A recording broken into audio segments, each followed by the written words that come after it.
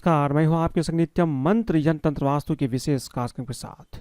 पितृपक्ष में हमारे पितृ, हमारे पूर्वज जिनका देहांत हो गया हो, वो इस पृथ्वी लोक में आते हैं और हमसे कुछ आशा रखते हैं। हमसे आशा क्या रखते हैं? वो हमसे आशा रखते हैं कुछ पितृ तर्पण का, पिंडदान का, उनके लिए कुछ दान करना, यही उनकी आशा होती है। पितृपक्ष में अगर आप पितरों के लिए कुछ खास दान करते हैं, पिंडदान करते हैं, तर्पण करते हैं, तो इसका सीधा सीधा फल आपको निश्चित रूप से 1 साल के अंदर मिल जाता है। पितृपक्ष में आपको क्या करना है, किस तरह श्राद्ध करना है, पिंडदान तर्पण क्यों किया जाता है, क्या है इसके पीछे का महत्व। इसके साथ साथ हम ये भी जानेंगे कि 16 दिन के क्यों होते हैं श्राद्ध, कैसे करना है आपको श्राद्ध, और श्राद्ध के दिनों में यानी कि पितृपक्ष में किन चीज़ों का ध्यान रखना जरूरी है। देखिए, अगर आप श्राद्ध करते हैं, तर्पण करते हैं तो अच्छी बात है, लेकिन अगर आप ये नहीं कर पाते हैं तो कम से कम कुछ चीज़ों का ध्यान अवश्य रखिए, ताकि आपके पितृ कम से कम आपसे नाराज ना हो। अच्छा ये होगा कि पितृपक्ष में आप पितरों के लिए तर्पण करें, पिंडदान करें और किसी को दान अवश्य करें।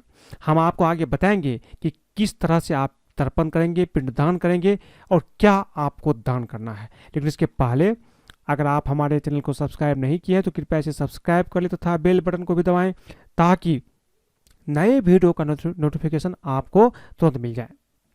पितृपक्ष हिंदुओं द्वारा अपने पूर्वजों को याद करने के लिए 15 दिनों का एक अनुष्ठान है। पितृपक्ष के दौरान मृतक का सबसे बड़ा पुत्र पितृलोक, जो कि स्वर्ग और पृथ्वी के बीच का क्षेत्र है, रहने वाले पूर्वजों के लिए तर्पण करके श्राद्ध करता है। पितृपक्ष या श्राद्ध भाद्रपद माह में शुक्ल पक्ष की पूर्णिमा तिथि के दौरान शुरू होता है। पितृपक्ष आश्विन अमावस्या पर खत्म होते हैं, इसे सर्वपितृ अमावस्या भी कहते हैं। पितृपक्ष या श्राद्ध पक्ष में अपने पितरों के लिए तर्पण, पिंडदान, श्राद्ध, पंचबली कर्म आदि किए जाते हैं। धार्मिक मान्यताओं के अनुसार पितृपक्ष में पितरों को तृप्त करने से पितृदोष दूर होते हैं, परिवार में सुख शांति, खुशहाली और उन्नति होती है। 2023 में पितृपक्ष का क्या महत्व है? देखिए, हिंदू पौराणिक कथा के अनुसार हमारी पिछली 3 पीढ़ियों की आत्माएं पितृलोक में रहती है, जिसे स्वर्ग और पृथ्वी के बीच का क्षेत्र कहा जाता है। इस क्षेत्र पर मृत्यु के देवता यम का अधिकार होता है। पितृलोक में केवल अंतिम 3 पीढ़ियों को ही श्राद्ध कर्म दिया जाता है। इस बार पितृपक्ष की शुरुआत 29 सितंबर से हो रही है और इसका समापन होगा आश्विन कृष्ण पक्ष की अमावस्या तिथि को। अमावस्या तिथि इस बार होगा 14 अक्टूबर को, यानी कि इसी दिन पितृपक्ष की समाप्ति हो जाएगी। देखिए, पितृपक्ष में अपने अपने पूर्वजों की मृत्यु तिथि के अनुसार उनका श्राद्ध किया जाता है। मानता है कि जो लोग पितृपक्ष में पितरों का तर्पण नहीं करते हैं, उन्हें पितृदोष लगता है। श्राद्ध करने से पितरों की आत्मा को तृप्ति और शांति मिलती है। वे आप पर प्रसन्न होकर पूरे परिवार को आशीर्वाद देते हैं। हर साल लोग अपने पितरों की आत्मा की शांति के लिए गया, बिहार में गया जगह है, वहां जाकर पिंडदान भी करते हैं। यदि आपको अपने पितरों के निधन की तिथि ज्ञात नहीं है, तो ऐसे में आप सर्वपितृ अमावस्या के दिन उनके लिए श्राद्ध कर सकते हैं। इस दिन ज्ञात और अज्ञात सभी पितरों के लिए श्राद्ध किया जाता है। अब ये जानते हैं कि 16 दिन के ही क्यों होते हैं श्राद्ध। देखिए, शास्त्रों के अनुसार ऐसा मानते हैं कि किसी भी व्यक्ति की मृत्यु इन 16 तिथियों के अलावा अन्य किसी तिथि पर नहीं होती है। यानी कि जब भी पूर्वजों का श्राद्ध किया जाता है तो उनकी मृत्यु तिथि के अनुसार ही करना चाहिए।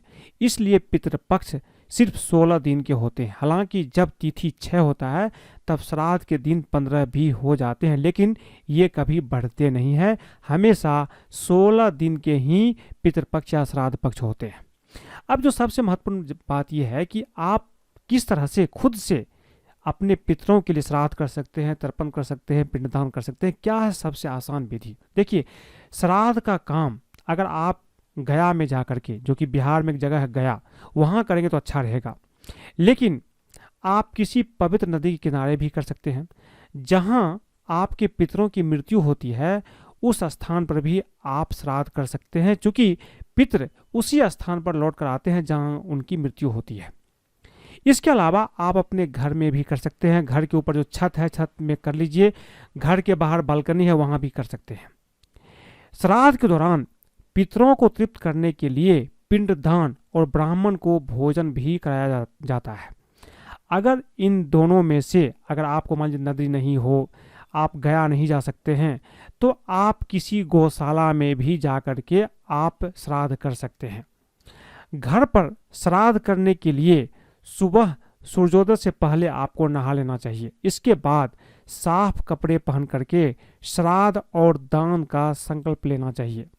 जब तक श्राद्ध ना हो जाए आपको कुछ भी नहीं खाना चाहिए। दिन के 8वें मुहूर्त यानी कि कुतुब काल का मतलब यह है कि 11:36 से लेकर के 12:24 तक, इसी बीच में आपको श्राद्ध पिंडदान करना है। दक्षिण दिशा में मुंह रख करके बाएं पैर को मोड़ करके और घुटने को जमीन पर टिका करके आपको बैठना चाहिए जिस समय आप श्राद्ध करेंगे, तर्पण करेंगे। इसके बाद तांबे के लोटे में जौ, तिल, चावल, गाय का कच्चा दूध, गंगा जल, सफेद फूल और पानी डाल दीजिए। अब हाथ में कुछ लेकर के लोटे की जल को हाथ में भर करके सीधे हाथ के अंगूठे से किसी भी बर्तन में इसे 11 बार गिराइए। फिर पितरों के लिए खीर अर्पित करें। इसके बाद देवता, गाय, कुत्ता और कौवा, चींटी के लिए अलग से भी भोजन निकाल करके रख दीजिए। अब ये जो पानी आपने गिराया है इसको आप किसी पौधे में भी डाल सकते हैं। इस तरह से आप पिंडदान और तर्पण खुद से भी कर सकते हैं। अब ये जानते हैं कि पितृपक्ष में क्या गलतियां आपको नहीं करना चाहिए। अगर आप पिंडदान करते हैं, तर्पण करते हैं तो अच्छी बात है, लेकिन इसके साथ साथ ये खास ध्यान आपको रखना है। देखिए, अगर पितृदेव आपसे नाराज हो गए तो जीवन में संघर्ष बहुत ज़्यादा बढ़ जाता है। इसीलिए ध्यान रखिए कि पितृपक्ष में इन चीज़ों का ध्यान आप अवश्य रखिए ताकि पितृ आपसे नाराज ना हो। सबसे पहले श्राद्ध पक्ष में पितरों की आत्मा की शांति के लिए श्राद्ध, तर्पण और पिंडदान किया जाता है। धार्मिक मान्यता है कि इस दौरान दान पुण्य के कार्यों से घर के पूर्वज भी प्रसन्न होते हैं।